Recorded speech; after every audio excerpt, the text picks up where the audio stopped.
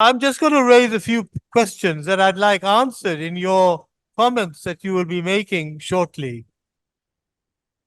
And if you can just take on board some of these questions and perhaps answer them in your own answers. What is the need for the government to throw out the Taliban, to throw out Afghans right now? Afghans who've been settled in Pakistan for decades, whose children go to school here and who speak our languages and share our values, yet we are still to throw them out. What assumption is based on the fact that the TTP is deeply involved with the refugees, that the Afghan Taliban, Pakistani Taliban are seeking help for the refugees? There's no basis for this belief. There's no evidence for this belief, yet it is believed. How will the refugees cope without aid?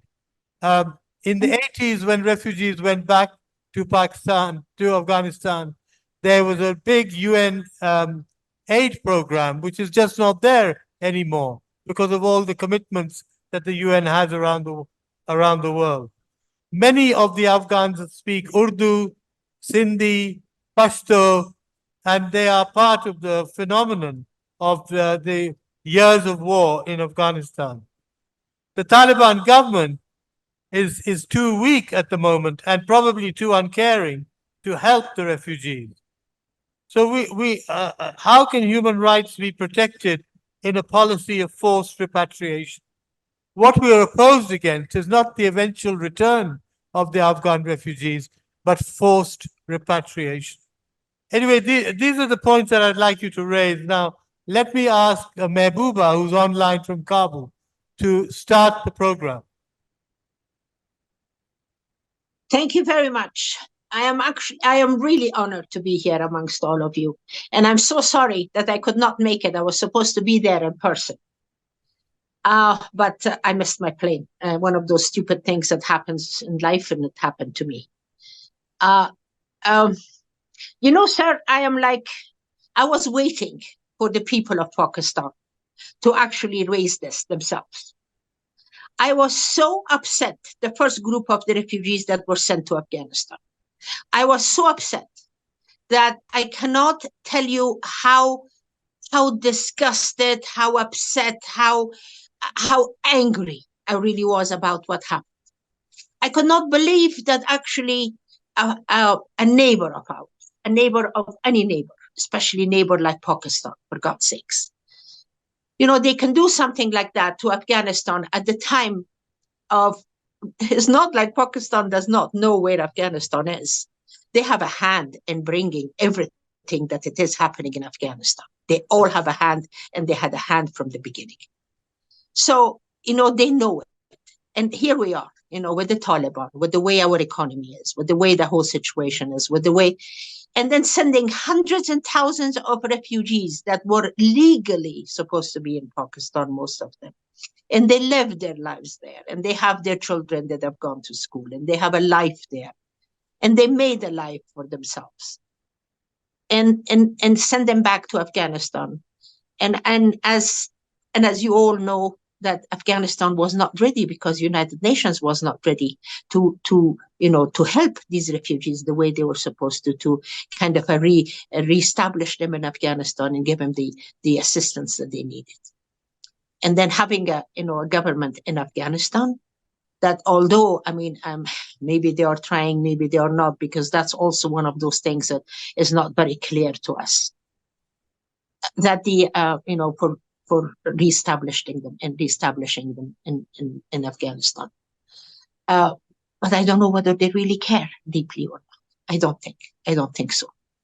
So right now we are kind of living in a world, including my country, that not the people of the country, because this is what I'm doing. I'm trying to separate the beings, the people of each country, like the Pakistanis from the Pakistan government, like Hindustanis from the Hindustan government, like the US, the Americans, from the American government.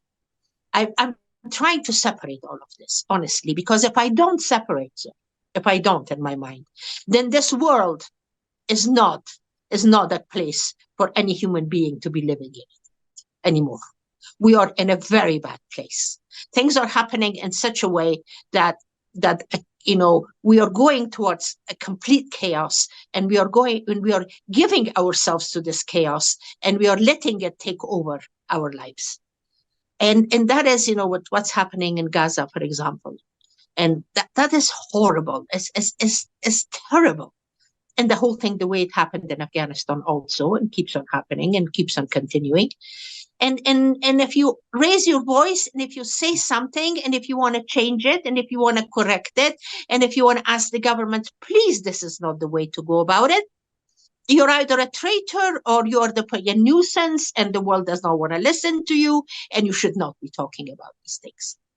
But that's not what it is, and you know that. But I was really waiting to get some kind of a reaction from the Pakistani people. That's why I love Asma Jahangir's gatherings, because that's what actually brings these questions to its point and brings it to the people and says, this is the kind of questions that the people of Pakistan should be asking their government. That what is going on? Why are we doing this? And I'm glad that I heard that from all of you. I don't think you have any answer for us, and I don't believe that we have any answer to give. But here we are. You know the situation much better. There is no point for me to give you numbers. There is no point for me to tell you how miserable everybody is. There is no point for me to tell you how terrible the whole situation is in this country now, with all of the refugees coming, and how their lives are, and how they're trying to cope, and they really cannot, and it's really hard, and they're doing their best. And oh my gosh, it's like I don't know how many of them I'm supposed to be talking about it, and how much, and if I give you numbers, will that make it any different? To me, it doesn't, because it's hundreds and thousands of humanity and human beings going through absolutely a miserable time, because some governments, they decide to do what they decide to do. Thank you.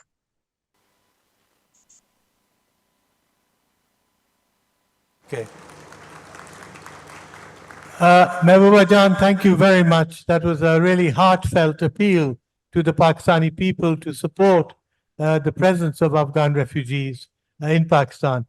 I'm going to ask now the Deputy Representative of UNHCR, the Human Rights Commission, to come to speak, please. And I'd like to remind everyone that you only have 5 minutes each. We have a long list of speakers, and we want to get everyone in. So, UNHCR representative. Good morning, everyone, ladies and gentlemen. I'm honored to be on this panel. In a world where millions of people are displaced from their houses due to old and new conflicts, and where refugees are being labeled as burden, as terrorists, where political solutions are in short supply, we need voices, and I appreciate and acknowledge and pay tribute to all the voices who are expressing their views, who are speaking up for refugee rights across the world. I would like to appreciate and acknowledge the people and government of Pakistan for hosting Afghan refugees for the last 40 years. And despite the fact that Pakistan is not signatory to the 1951 Refugee Convention and its protocol, still the people and the government, they have supported Afghan refugees. And there are challenges, their own economic challenges, their own issues in Pakistan, but still.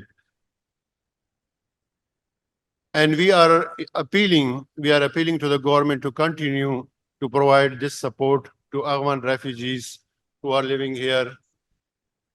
We have basically different types of, different categories of Afghan refugees in Pakistan. The one who are holding proof of registration cards, POR cards, who are, there are 1.3 million Afghan refugees, they are living here.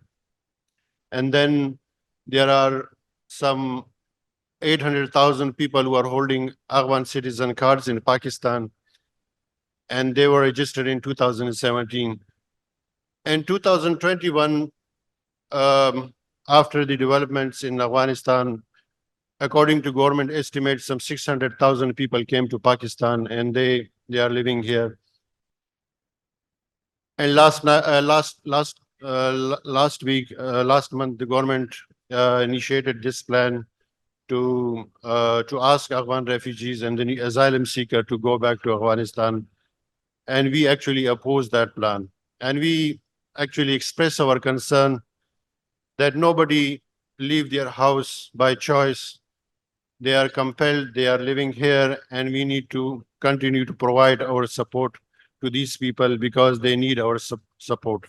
And we need to see these people through a humanitarian lens rather than a political lens, because they are the victim of war and they are not the perpetrators. They are here, they are seeking asylum in Pakistan. So that's why we have been asking the government to come up with a plan, with a comprehensive plan to register these asylum seekers in Pakistan. But the government is not supportive of accepting new people in Pakistan. And we have provided, thank you. So we have asked the government that we are ready to support, to provide technical support, to provide financial support to the government so that we can register these people. And because the situation in Afghanistan is not satisfactory, it is imperative. The state has the right to regulate its laws, to implement its laws, to regulate its border. But keeping in view the situation in Afghanistan, the human rights situation in Afghanistan is particularly related to girls and women. These people cannot go back to Afghanistan. We should not be sending these people if their lives or freedom are at stake in Afghanistan or at risk in Afghanistan. So we are asking the government, we are appealing to the government to continue to provide support to these people. Otherwise, it would be very risky for them. Thank you. Thank you very much. I'm going to ask now Patricia Gossman, who's online behind me, I hope. She's the Associated Director, Human Rights Watch in New York. She's been concerned with the Afghan situation ever since I can remember, which is at least 40 years ago, at the time of the Soviet invasion. She's been a stalwart defender of Afghan people's rights, and we are very fortunate to have her. Patricia, go ahead. You've got 5 minutes. Thank you very much, Ahmed, and it's very nice to be here today. Thanks for the invitation. It's good to be connected with old friends. I'd like to start with just saying that, this isn't the first time we've seen this happen to Afghan refugees in Pakistan. It's a cyclical thing. In 2016, we saw almost the same numbers we're seeing now. People coerced to leave for Afghanistan by many of the same means we're seeing now. Now it looks like the numbers may go much higher. And I'm very careful here not to say returned to Afghanistan, because in many cases, well, that's true for some, many cases, the people being forced to leave include Afghans that were actually born in Pakistan, who've lived their entire lives there, who built their lives there, and are now being coerced to leave through a whole range of abuses, detentions, seizures of the property, beatings, and so on. And if you look at the figures that come out from the updates from IOM and UNHCR, something like 90% report that fear of detention is the reason they're leaving. And of course, once that begins, then others feel the same fear, and you end up with this an exodus of people who are then leaving for as Mahbouba Seraj pointed out, in a country where the economic situation is already in crisis. People arriving and are not able to take much money or property with them because of the way the Pakistani authorities prevent that. And so then arrive destitute and in a situation where already there aren't jobs, there aren't ways for people to make much of an income, going to villages where maybe they originated many, many years ago, but have very little. So we're adding to an already very catastrophic humanitarian situation in Afghanistan. Not to mention, of course, as already been said, Those leaving for Afghanistan include families with girls who may have been in school in Pakistan who now will not have that opportunity in Afghanistan, women who may have been working or in university who will not be able to do so in Afghanistan. So it is really an unprecedented crisis. But I also want to point out that one of the reasons it's very difficult within the international community to put pressure on Pakistan in this regard is that other countries have also behaved just abysmally toward Afghan refugees. Many promises were made in Europe, in the US, to take in Afghans, particularly, of course, after the Taliban takeover. And we've seen really that those promises have not been met. I could point particularly to, say, Germany, who at one point was saying they would be bringing in 1,000 Afghans a month. They've fallen so far short of that, and including many Afghans who are particularly at risk, journalists, human rights defenders, and the rest, who end up now, I know many, still stuck either in Afghanistan or in Pakistan in desperate circumstances and unable to find any safe pathways to resettlement elsewhere, despite all the promises by donor countries who supported all these efforts in Afghanistan over the last 22 years. So I'm going to keep it very short because I'm aware of the 5 minutes, but I would say that you have a complex humanitarian crisis now, both the abuses on the Pakistani border side, the failure of other countries to respond adequately, and of course, the situation in Afghanistan with the Taliban repression, making many of these people coming to Afghanistan now, returnees and others, at risk. And also at risk because of a very dire economic situation. So it needs an urgent response that we're not yet seeing from countries, concerned countries who should be stepping up. Thank you. Thank you, very Patricia. much, Patricia. That was very well put. It's really sad that wherever we look on this issue of Afghan refugees, it's a story of pity and incredible frustration and anger at the fact that after so many years, the international community has virtually abandoned Afghan civil population and is not being able to fulfill their needs. We do understand that there are other phenomena going on, Gaza, Ukraine, and Sudan, and many other places. But this does deserve more, perhaps from the more wealthy part of the globe. I'm going to ask next an activist, a Hazara activist, Fatima Atif. I'm going to ask her to come up to the stage if she can. Oh, you want to speak? Come up here, I think. If you come up on the stage, people at the back will be able to hear you. At the moment, people are not hearing speakers at the back of the room. Let me just say to you that Hazaras have been the most persecuted, the most deeply affected population, both in Pakistan and in Afghanistan. And we are deeply ashamed at the way the Hazaras have been treated in Pakistan and in Afghanistan. And they are the #1 ethnic group which needs to find a solution, which the world needs to find a solution and get them out of this present plight. Please, go ahead. Thank you so much, sir. First of all, I'd like to appreciate and thank Asma Jahangir Conference, who gathered such marvelous panelists over here to talk on the very important issue. Just talking about the issue that Afghan refugees, when they started coming to Pakistan, this issue was the one topic which was always ignored by the government and by the political parties. Some of them were like-minded who wanted to work just like Pakistan People's Party, but other parties, all of them were in a state of ignorance.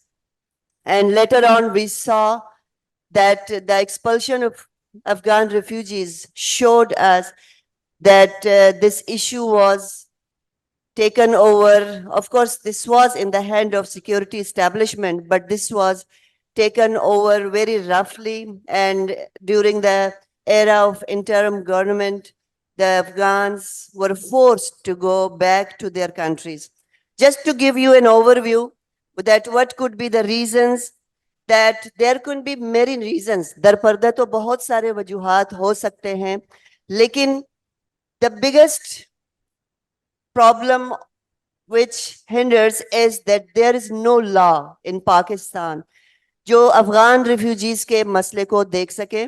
اور جس طرح آفریدی صاحب نے بتایا that we are not signatory of Geneva Convention 1951. اگر ہم signatory ہوتے تو ہمیں پاکستان میں بھی قانون بنانے پر ہمیں مجبور ہونا پڑتا, جو کہ ہم نہیں ہیں. دوسرا یہ کہ سیکیورٹی اسٹیبلشمنٹ کی ولنگنیس نہیں ہے. there is no willingness from security establishments. That's why there is no law. There has been some temporary policy, and those policies were always not a complete policy. Those were just notifications maybe, or just very temporary and responsive decisions which were made by the certain governments in certain time and in certain situations. Just to throw back کہ P M L N کی government میں ہی فروری 2017 میں cabinet نے decide کیا تھا کہ Afghan refugees کے مسئلے پہ قانون سازی کی جائے گی, لیکن وہ اور مسئلے بن گئے اور یہ آئیڈیا کولیپس کر گیا اور اس پہ کام نہیں ہوا. And then Imran Khan publicly also stated کہ اب پاکستان میں افغان شہریوں کو افغان ریفیوجیز کو شہریت دی جائے گی, اور بلکہ انہوں نے ایک پبلکلی اسٹیٹمنٹ بھی دیا تھا کہ افغان بچے جو یہاں پہ پیدا ہوں گے دے ول آلسو بی افغان سو پاکستانی. سو یہ آئیڈیا بھی میرا خیال ہے کولیپس ہی کر گیا, اور افغان ریفیوجیز کے حوالے سے ڈبل اسٹینڈرڈز کے حوالے سے کبھی بھی ان کو یہ اجازت نہیں ملی. جنرل ضیاء الحق صاحب کے دور میں دیکھا آپ نے کہ انصار اور مہاجرین کا ایک سلسلہ سامنے آیا, اور وہاں اس وقت بھی اسی ایک پالیسی کو جو افغان اور مہاجر والا تھا کہ ہم انصار ہیں وہ مہاجر ہیں, اس کو ذہن میں رکھتے ہوئے کوئی پالیسی نہیں بنائی گئی. سو آئی ول بی کوئک کہ پوسٹ اگست 2021 کے بعد بارڈر پر بہت سارے مسائل ہوئے افغان ریفیوجیز کو یہاں آنے میں, اور انہوں نے برائب دے کر اور مختلف طریقوں سے اللیگل طریقوں سے بھی وہ پاکستان میں داخل ہوئے, اور اگست 2021 کے بعد وہ پاکستان میں اپنے تمام بنیادی حقوق سے محروم رہے, جس میں ان کے تعلیم, صحت, روزگار, صحت کے وسائل تک رسائی, ان تمام فیسلٹیز سے, بنیادی ضروریات سے وہ محروم رہے ہیں ابھی تک. اس میں رول آف UNHCR, ہمارے کولیگز یہاں پہ بیٹھے ہوئے UNHCR اور شارپ سے, اس میں بہت یہ 2.5 سال سے زیادہ کا عرصہ اس میں حکومت پاکستان کا, جس طرح آفریدی صاحب نے بتایا کہ حکومت پاکستان نے UNHCR کو منع کیا تھا کہ وہ افغان ریفیوجیز کو رجسٹر نہ کریں. بھئی اگر آپ خود رجسٹر نہیں کر سکتے, آپ کے پاس کیپیسٹی نہیں ہے, تو پھر آپ ایسی ریفیوجیز پہ جو کام کرنے والی انٹرنیشنل آرگنائزیشنز ہیں تو ان کو آپ یہ اختیار دے کہ وہ یہ کام کریں. مہاجرین اسلام آباد میں نیشنل پریس کلب کے باہر 6 ماہ تک دھرنے پہ بیٹھے رہے, اور ان کو اللیگل طریقوں سے اٹھا لیا گیا, ان کو گرفتار کیا گیا, اور ان کو مجبور کیا گیا کہ وہ دھرنا چھوڑ کر چلے جائیں. ایک ڈائلاگ کروایا گیا کیونکہ گورنمنٹ آف پاکستان کی نو پالیسی والے سچویشن کی وجہ سے سب پریشان تھے, اور بھٹو شہید فاؤنڈیشن اور ہم والنٹیئرز نے ایک ڈائلاگ کروایا جس کے گورنمنٹ کے اور ریفیوجیز کے درمیان, جس کے نتیجے میں ایک ہیومن رائٹس اسٹینڈنگ کمیٹی تک یہ ایشو ہم لے کر چلے گئے. ایز اے ریزلٹ ایک بل بھی مارچ 2023 میں محسن داور صاحب نے پیش کیا, جو جس کو نظر انداز کیا گیا, اس پہ بحث نہیں کیا گیا. خواتین اسپیسیفک بہت سارے مسائل ہیں.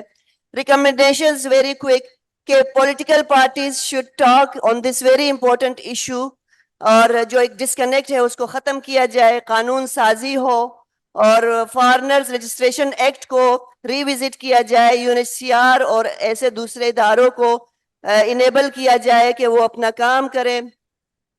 अगर महाजरीन को वापस भेजने का फैसला होता है तो उनको बाकायदा प्लानिंग के साथ और उनको डिग्निफाइड तरीके से प्लानिंग करके भेजा जाए।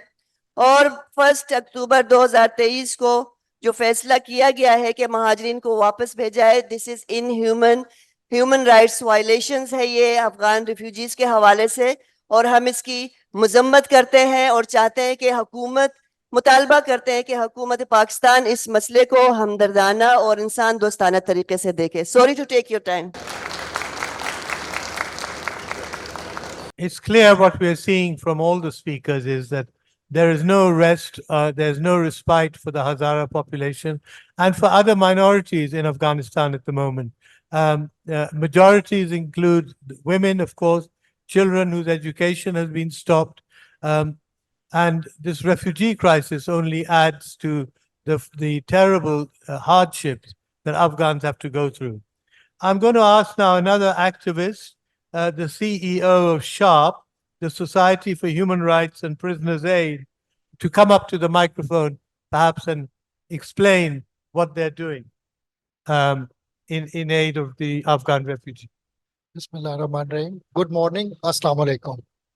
Well, thank you very much. First of all, I would like to congratulate all the organizers of this conference. And I would really appreciate to add this very important session of expulsion of refugees in this conference. And we are gathered here to pay homage to a star icon, Miss Asma Jahangir, who inspires us all. And she was the champion of human rights, democracy, and human rights. Thank you very much. Most of the things have been already said by my colleagues, but I have got only 5 minutes to talk about expulsion of Afghan refugees, but the history is so long. We have been hosting generously to Afghan refugees from last 40 years, and all the government and people of Pakistan has contributed and sacrificed their resources, their places, their homes, shared everything with Afghan refugees. But the things happening, developing right now is not right time and the right way to send them as enemies. I mean, if we don't sit with the international community, with the support we have been accommodating them for years, it would add pressure. It would not go in our ways if we like send them as forcefully as we are doing. And there are policies which are not discussed or like not properly planned for durable solution in this region. I wish we could have discussed all these things with the international colleagues and international community, UN systems. Proper planning could have been done. But as Afridi Saab mentioned, we have a couple of waves of Afghan refugees who came to Pakistan. The first wave was in late 70s and early 80s, and the second was in 90s, and third was in 2000, and the last wave after regime change in Kabul was in 2021, where nearly 700,000 Afghans came to Pakistan, but unfortunately we don't had any policy how to accommodate them, provide them legal assistance, registration or anything. And they have been like waiting for their fate. And this also put a question mark on international community, because most of the people who came in Pakistan in last wave in 2021, they came here on the promises of international community, many high commissions, embassies or international organizations with whom these Afghans were working. And many of them were women, civil society actors, sportswomen and other colleagues. But you know, Pakistan doesn't have any law, and still we are accommodating millions of Afghan refugees. But this is the right time to sit with international community and place some recommendation and suggestions to create flexible visa regime to speed up their cases which are delayed in other countries. They are waiting for resettlement. Unfortunately, here in if you see that Afghans' fate have been not only here in this region, they have never been given that opportunity. they can only repatriate. They are very limited of resettlement for them. There is no integration as we don't have any law, and their issues are escalating there. And especially women and children are suffering a lot. There is no job opportunities here for them. And we are working in Afghanistan as well, and there is no infrastructure, proper infrastructure, schools, hospitals, things like that in Afghanistan. If we are sending them like that forcefully, that might create statelessness for the people who will because they don't have ID card or registration here, and when they go back, they might not have those documentation and passports or whatever the so we really need, it's very sensitive matter, and we are sharing border with Afghanistan, and we have to live with them next like how many years. That's why we should not send them as enemies, we should send them as friends, and we should invest resources, put some, cause nearly 64% of the people, young people in Afghan communities, we need to add resources, bring more resource allocation for skill development. So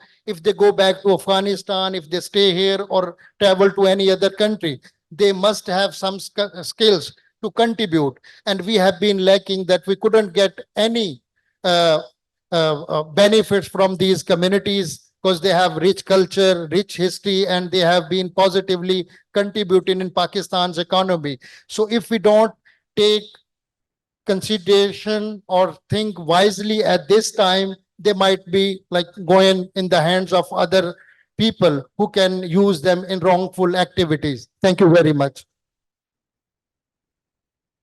Thank you very much, sir. I much appreciate your very practical suggestions, and I hope the diplomats and the UN organizations that are here today will consider these very practical efforts to try and improve the situation.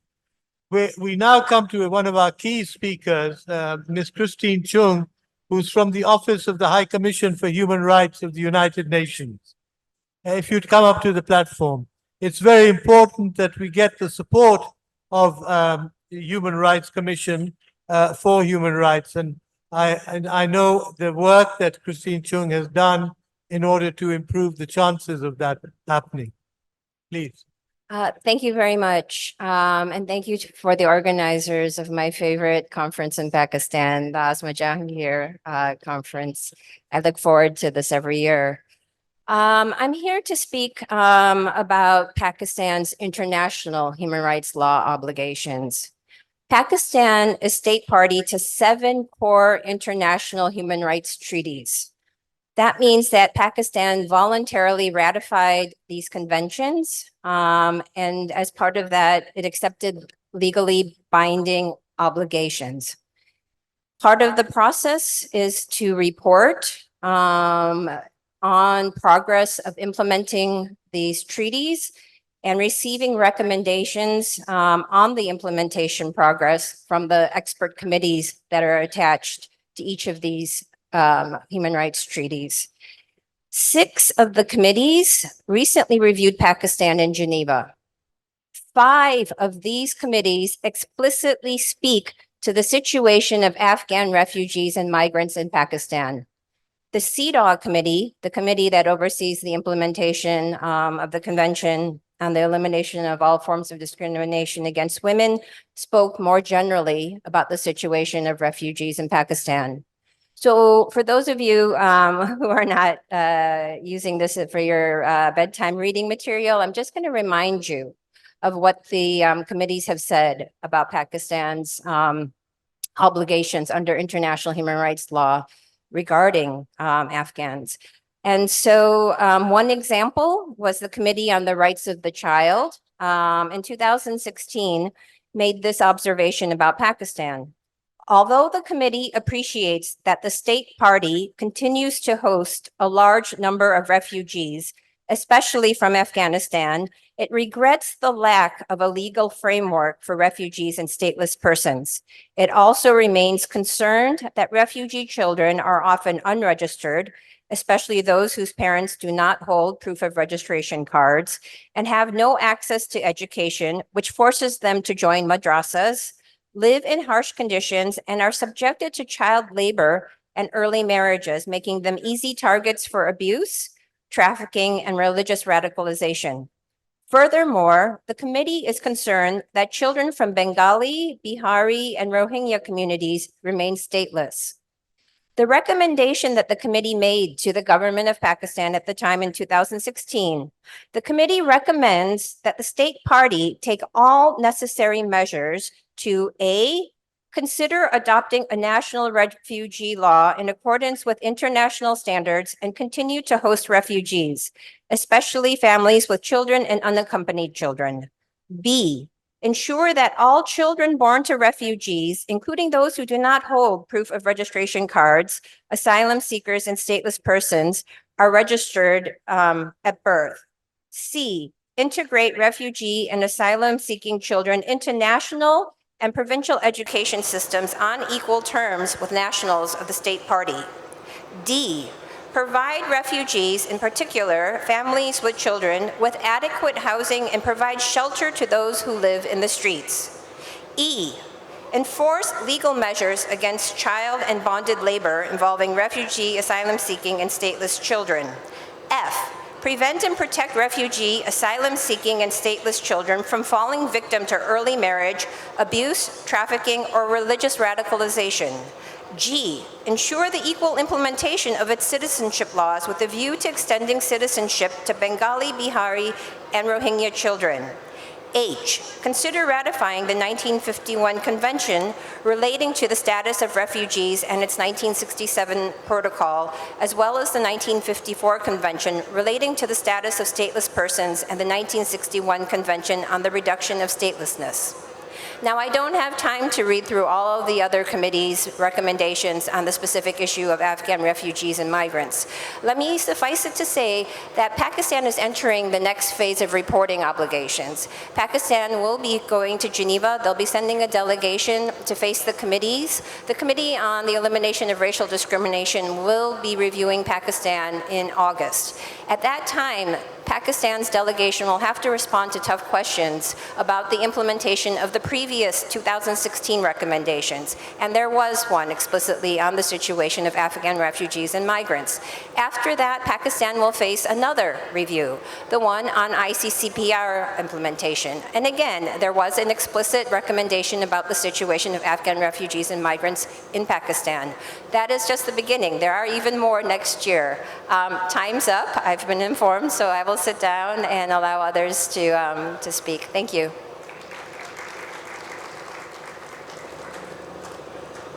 Thank you.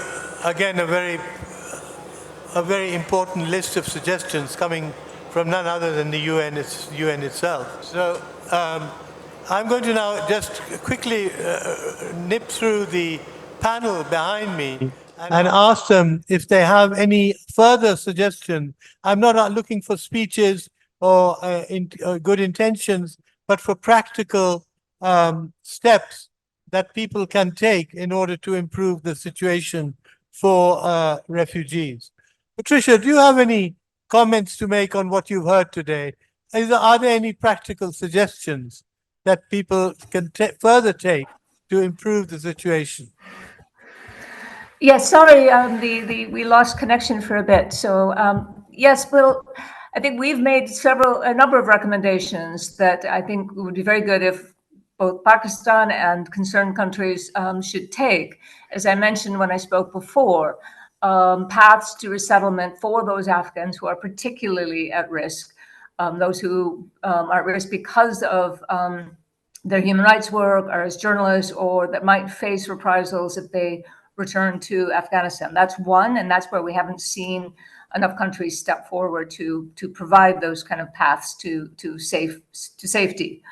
Then on the economic front, we made a number of recommendations too. You know, when the economy in Afghanistan went sort of over the cliff after the Taliban takeover, because of course funding, much of the international development funding was pulled out, and that left the burden on humanitarian aid groups who simply cannot cannot fill that gap. They've said so to us explicitly, and we put out a report just in February about the healthcare crisis.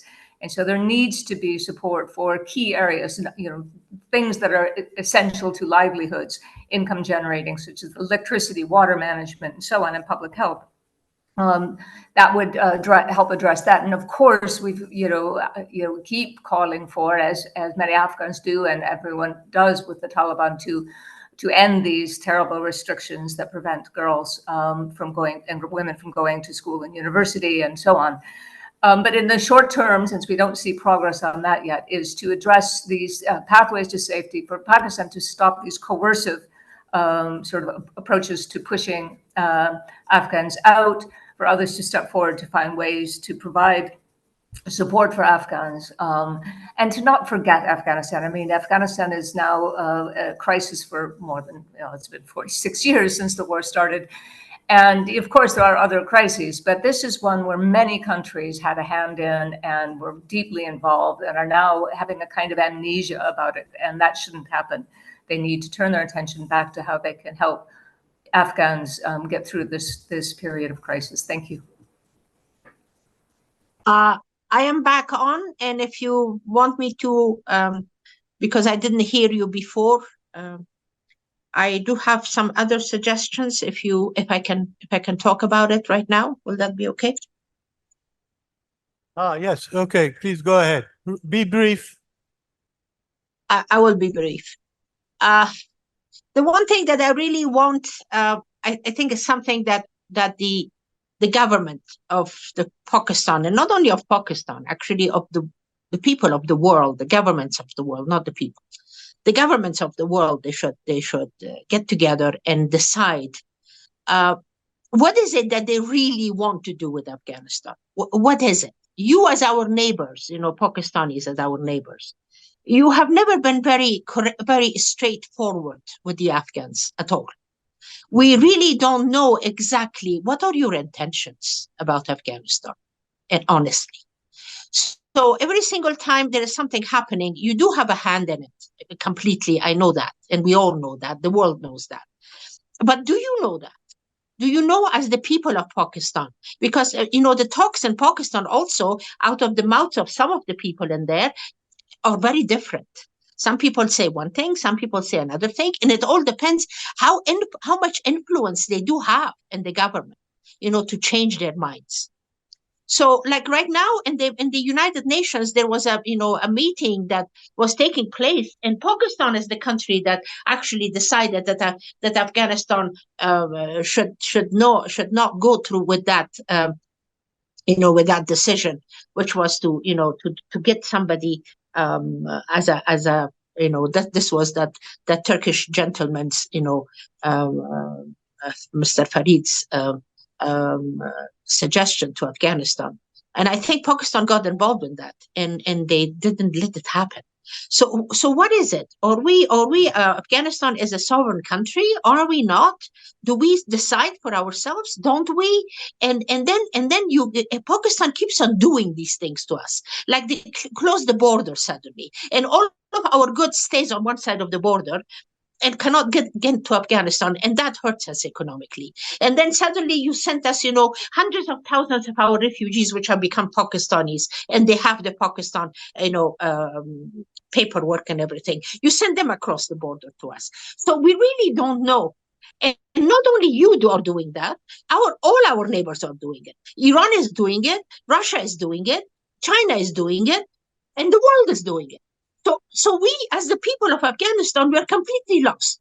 We don't know what is happening. We really don't know. And at the same time, what is happening in Afghanistan, our personal security in this country is disappearing. I am talking to you right now on this program. I am not sure whether I will be still alive, or available, or free in the next 24 hours. I don't know. I've been living my life in Afghanistan like that. And not only me, everybody else is doing that. So this is, the world needs an honesty, something that we really have to sit down and talk and find out, where are we? What is it that we want? Because that's not getting us any place. That's not getting us anywhere good. I can promise you that. It's really not. So tell us, that's something that you have to decide. We don't. We cannot, because in every step of the way that we go, Pakistan in one way or another stops in front of us. Everything.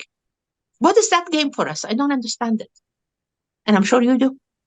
Or people in Pakistan might, or maybe might not. I don't know. But the result of it in Afghanistan are terrible. Terrible. I can tell you that much. Thank you. Thank you, Mahbouba. Again, another heartfelt statement by Mahbouba Jan. I will just add to her and say that in all the coverage of Afghanistan that I've been doing since 1979, I can assure you that every single country in the region has interfered with Afghan aspirations, interfered with Afghan needs and desires. And this interference, Pakistan is up there very much so. So is, as she said, so is Iran, Central Asia, Russia. All these countries have been interfering in Afghanistan. What is really needed is for countries to pull back and say, let the Afghans decide for themselves. Although many Afghans also want help in being able to devise a proper democratic system for the country. Thank you, Mahbouba. That is very, very, very much appreciated. Is there anyone behind me still who has something to say? Let me reiterate one thing, that we should keep this refugee issue, we should see it through a humanitarian lens, not as a political, from a political lens. And if a person is involved in any criminal activities or in any negative activities, this particular person should be tried. The government should take action against this particular individual. But the whole community should not be stereotyped, stigmatized, or generalized for this particular one person. So these people need our compassion, our kindness. If they return back, their life might be at risk. Thank you. Yes, please go ahead.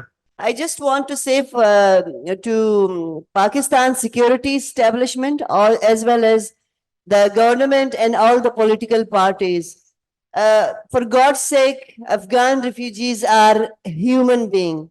Do not treat them as football. Do not kick them and take them whenever you want to and however you want to.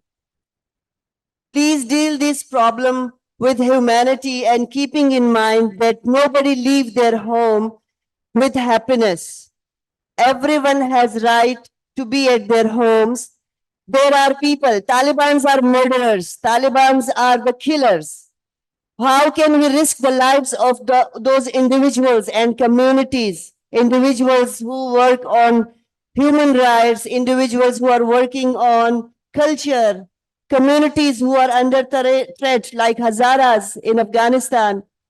Do not send them back, because Afghanistan has become a slaughterhouse for them, and they are not sure when they cross the border whether they will reach their home or no. So please treat them as human on the ground of humanity.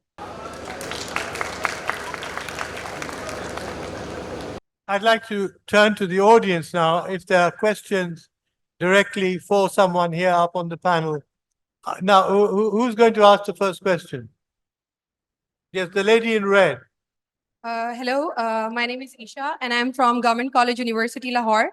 My question is from Ms. Christina, that isn't it too much pressure or too much burdenizing for Pakistan to deal with humanitarian issue while we see that USA left Afghanistan burning behind? And there are so many other countries like Turkey and Iran, they are also doing some Afghan repulsions. And people are not asking questions as they are asking questions to Pakistan. This is my question. And my suggestion will be that if the international community make this happen in Afghanistan, then they will talk to the government over there that they have put the sanctions in Afghanistan, but they are not going to go for like negotiations with the Afghan Taliban. So this condition is making the scenario over in Afghanistan very worse. So I think that if the international community make this happen for like Afghan government to lose the sanction or to give them the opportunity to trade with other countries so that their condition will be better and their refugees will go back to their countries and they can have a good and better life living with their self-esteem? Thank you. Okay. To respond to that question, I think what I am speaking to is Pakistan's own national obligations. International human rights law is speaking to Pakistan, or not speaking back. These are Pakistan's own international human rights law obligations. The United States also has international law obligations. There are other states, of course, that are involved and need to be involved in a solution. And I think all of the treaty bodies have recognized Pakistan for its decades of hosting the Afghan community as well as other refugees. But what I was speaking to is still something, it's international human rights law. Pakistan has obligations. Other states have obligations, but that does not change the fact that Pakistan does have international human rights law obligations that it undertook voluntarily when it ratified these treaties. And I do understand there is dialogue here amongst different parties. There is a solution strategy for Afghan refugees group. I know that there are efforts to find practical measures to address this dire situation. But when Pakistan's delegation goes to Geneva to interact with the committees that oversee the implementation of these treaties, Pakistan will have to answer some very difficult questions about the measures it has taken to implement previous recommendations. I gave you one sample. That was just one sample. The Committee Against Torture has made recommendations. The Committee on Economic, Social, Cultural Rights. As I said, 6 of the 7 committees that have reviewed Pakistan have all made recommendations that will help, I think, guide some of the policy making. Yeah, Can I ask please you- go ahead. Thank you. Can I ask a question? Just for those of us who don't know, Mr. Javed, you mentioned the 4 waves of Afghan refugees coming into Pakistan. Could we have an idea of what proportion of those different waves are being sent back to Afghanistan? The fully settled ones or the ones who came post 2021? I think it would be helpful to know. Thank you very much. As Qaiser Saab mentioned earlier, we have different categories of Afghan refugees here in Pakistan. Number 1, undocumented, newly arrived, PUR card holders, ACC card holders. They are different categories. So that's why the first undocumented was in November, October. The government started this expulsion drive, and where they sent nearly 500,000 people which were undocumented. But this is very confused philosophy of cons because they have different categories among the families. One sister has PUR card, one might have child doesn't have any card, or the wife has a ACC card. So it's a family, and that expulsion affects a whole family reunification. That's number 1.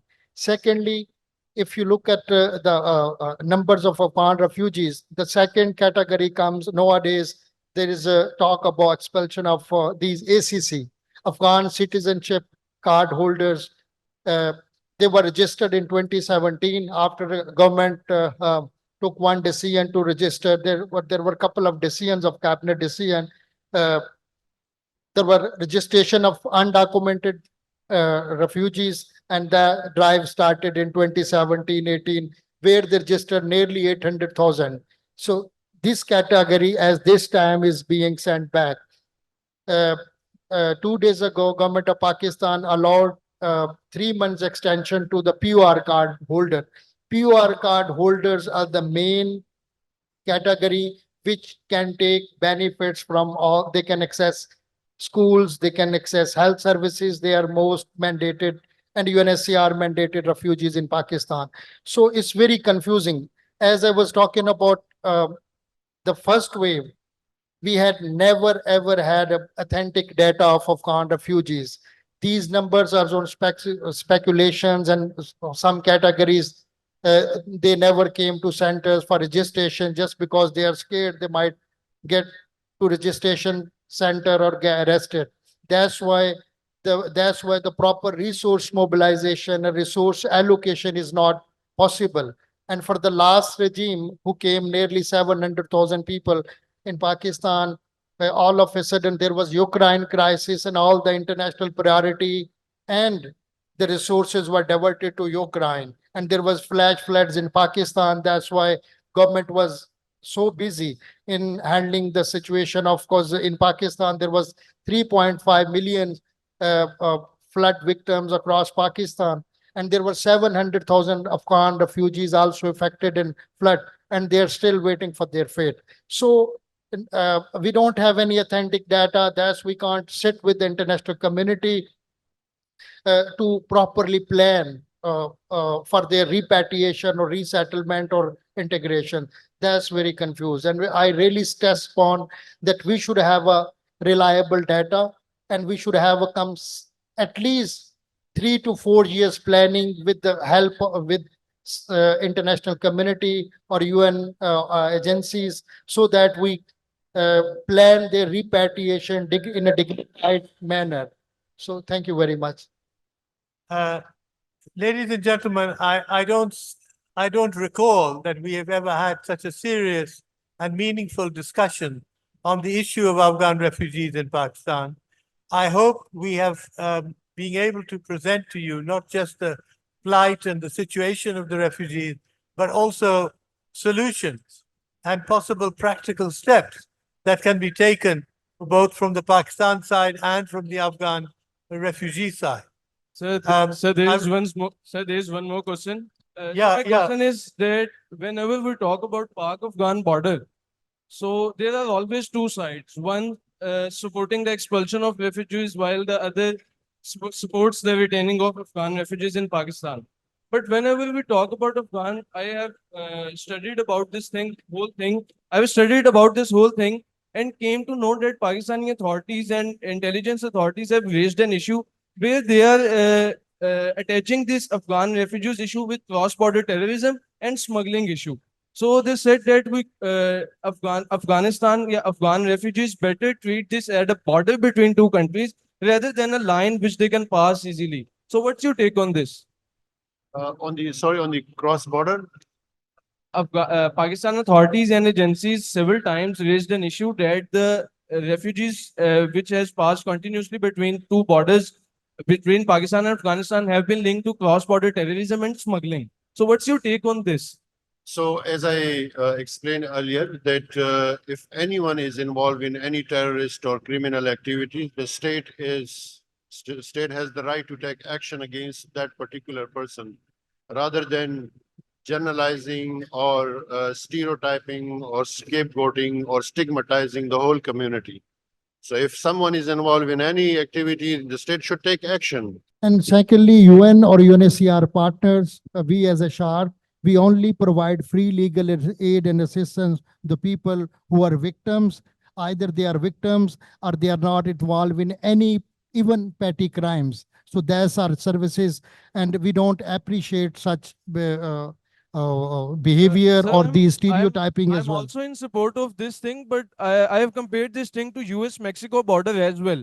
Can I respond to that? I'm not sure if I understood the question, but here as Pakistani citizen, as a citizen of global world, we definitely condemn all the illegal activities happening anywhere by anyone in the whole world. Talking about the Afghan borders, Spin Boldak and Torkham border, I have always talked about it, that there should be a very transparent check and balance situation at the borders, Afghan borders on both sides. There are many illegal things happening. We all know that. And the refugees who are going back, let me tell you, they are coming back by illegal ways. And of course, when there is no support by the forces, it cannot happen. And the refugees who came after post-August 2021, all of them did not have their legal documents. They gave bribe on our borders. The women were sexually assaulted and abused, and there are few cases of rape also on the borders. So these all things are happening. Although sitting here talking about an ideal situation, we can condemn it. And of course, as a lawful citizen, we always go with the law, but there is a need to have a holistic security and check and balance approach on the borders, of course. Ladies and gentlemen, I'm going to wind up now. Thank you very much for attending this session. Thank you very much for all your inputs and suggestions. I thank the speakers also for being so acceptable of the problems we've had with the microphone and other things. Thank you very much, all of you, for coming.